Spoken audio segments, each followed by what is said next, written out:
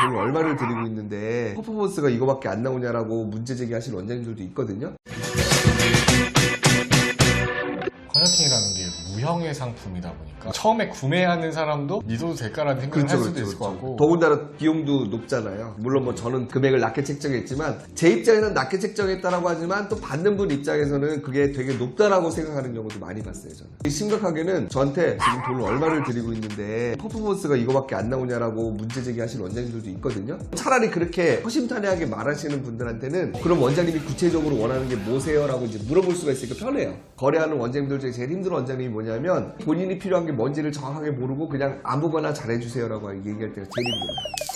자기가 갖고 있는 사업을 사업화 시키겠다라고 결심을 하셨다라고 하면 명확한 이름하고 어떤 역할인지를 갖다가 좀 명확하게 해놓으셔야지 원하시는 분을 빨리 찾을 수 있고 잘 찾을 수 있고 그리고 본인 사업이 잘 정리가 될 수 있는 것 같아요. 덧붙여 말씀드리자면은 요즘 상세 페이지라는 게 굉장히 핫한 키워드인데, 예를 들어 쿠팡이나 어디다 뭐 검색을 하면은 상품들이 좀 나오잖아요. 네네. 거기 보면 상품 소개, 뭐 이미지도 되게 잘 찍어놓고 네. 워딩도 굉장히 한 번에 알아들을 수 있는 그 워딩들이 잘 쓰는데, 그렇게 생각을 해보시면 되세요. 제가 운이 좋았던 것 같아요. 한 5년 동안 크게 힘들이지 않고 지금까지 사업을 잘 진행하고 있는데, 요즘 들어서 조금 제가 리스펙트 병원 컨설팅이 더 사업화돼 있지 못한 이유가 뭐가 있었나라고 고민을 했을 때, 아, 나한테 문제가 있었구나. 뭐 만나가지고 설명을 하고 이해를 시키고 그분한테 제안을 하고 그분의 답변을 받은 다음에 그거에 맞게 내가 솔루션을 제공해 주는 건 좋긴 하지만, 그것 이전에 정형화된 그런 브로셔 같은 걸 만들어가지고 내가 갖고 있는 상품을 갖다가 좀 더 명확하게 전달을 해줘서 배포를 한다라고 하면 훨씬 더 많은 고객들을 모실 수 있었겠다라는 생각이 많이 들었어요. 그래가지고 제가 지금 갖고 있는 그 병원 빌더 프로그램도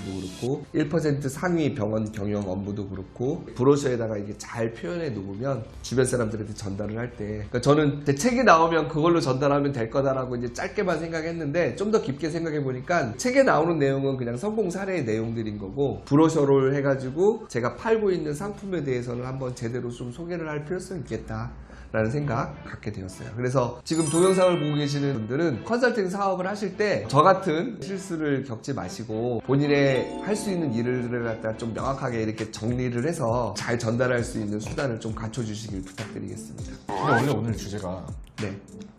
일 잘하는 실장이 컨설팅 사업을 잘한다? 못한다? 뭐 이거 있잖아요. 네. 네, 저는 일 잘하는 사람이 당연히 컨설팅 사업을 할 수 있다라고 하죠. 그러니까 잘한다 못한다의 개념이 아니라 일 잘해야 되는 거는 필요 조건이다. 필요 조건. 그러니까 필요 충분히 되려면 일 잘하는 건 기본이고, 그걸 갖다가 잘 정리해서 상대방에게 전달할 수 있는 것까지 있어야지 이제 충분 조건으로 바뀌는 거죠. 컨설팅 사업이라는 거를 만만하게 보시면 안 돼요.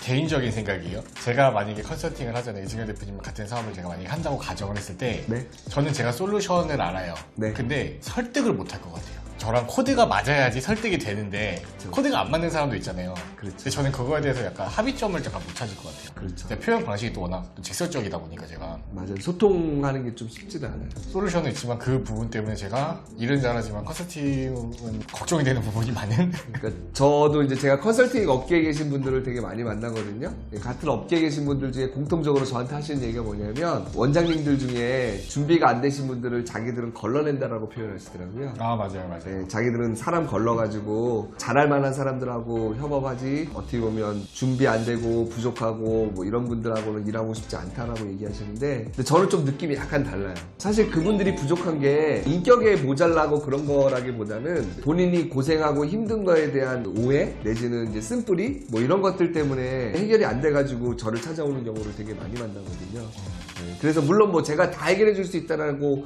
지금 자신하는 건 아니에요. 저도 해결 못 할 때도 있어요. 근데 그럼에도 불구하고 저는 다른 컨설팅 업체보다는 열린 마음으로 그분들을 맞이할 수 있는 것 같아요. 안에서 원장님들을 많이 만나봤고, 원장님들이 힘들게 고민하고 어려워하는 부분들이 뭔지를 이해하기 때문에 그래요. 예를 들면 사례 하나 또 말해도 되나? 이거 시간 너무 길다. 괜찮아요. 네. 괜찮아요.